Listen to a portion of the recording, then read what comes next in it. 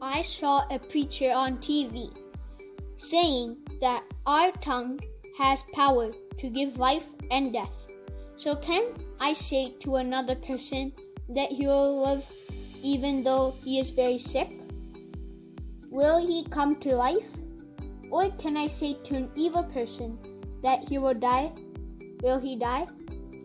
No! The preacher was saying about tongue has power to give life and death to us only and not to others.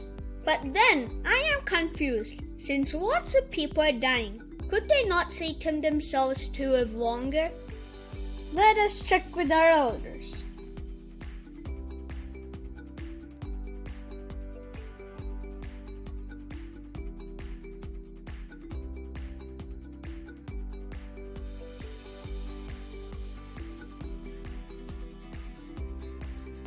Proverbs 18:21. Let's look at the verse as a whole. Tongue has the power of life and death. The words does not end there. And those who love it will eat its fruit. Before looking at this particular verse, let's understand what the book of Proverbs is meant for. To understand this is simple. Let's go to the first chapter of the book of Proverbs. The book of Proverbs, it says, in the prologue, it says, the Proverbs of Solomon, son of David, king of Israel, for attaining wisdom and discipline, for understanding words of insight, for acquiring a disciplined and prudent life, doing what is right and just and fair, for giving prudence to the simple, knowledge and discretion to the young. Let the wise listen and add to their learning, and let the discerning get guidance, for understanding proverbs and parables, the sayings and riddles of the wise. Then he says in verses 7, the fear of the Lord is the beginning of knowledge, but fools despise wisdom and discipline. If the author says in the beginning that the fear of the Lord is the beginning of knowledge, so author expects us to fear the Lord before going through the rest of the scriptures. Let us also look at other scriptures in Proverbs itself. For example, let's look at Proverbs 10:20. It says, the tongue of the righteous is choice silver. Let's also look at 10:31. Proverbs 10:31. It says, the mouth of the righteous brings forth wisdom, but the perverse tongue will be cut off. Let's also look at Proverbs 12:18. The second part of it says, but the tongue of the wise promotes health. Proverbs 12:19 it says, the truthful lips shall be established forever, but a lying tongue is but for a moment. Again we see in Proverbs 15:4 it says, a soothing tongue is a tree of life, but a deceitful tongue breaks the spirit.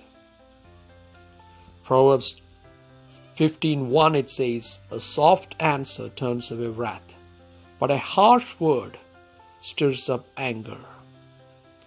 Proverbs 21:23 says, whoever guards his mouth and tongue keeps his soul from troubles. In all these verses, we see there are many more verses regarding tongue, but in all these verses, we see that a pattern which is very clearly established, that the tongue we should be using for the right actions or right words. So we should do what is right rather than thinking we have some supernatural powers to control life and death. Author in the beginning itself, it says about the fear of the Lord. If we have fear of the Lord, we know that the Lord is the giver of life, and also He has the power over death.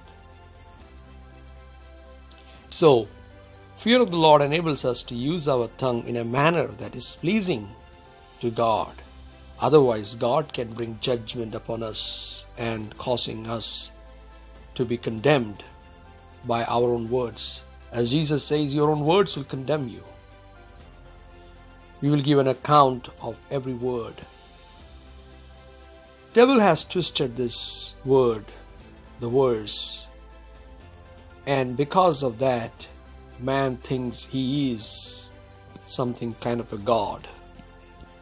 Similar thing is what we see in the Garden of Eden, where Adam and Eve were tempted to become like God, to know good and evil.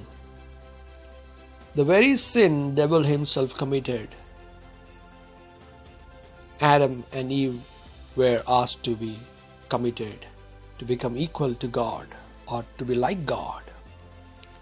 Aren't we seeing that the same pattern in preachers who preach this word?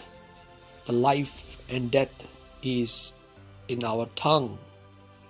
Are we giving power to our tongue to be like God? But whatever we speak, if the words are pleasing to God, then we keep the life which God has given us and the strength to let our words be a blessing to others, rather than use our words to stumble others, to cause others to fall, others to sin, thereby bringing death and destruction upon them and us. There is no magical power in our tongue, but in the words which we use, we need to have control over our tongue so that what we speak is right and better for others and good for others, and we may bear the fruit through our tongue to please God and bless others so that we are not destroyed. And that's how it gives life and death. Why should we die before the time?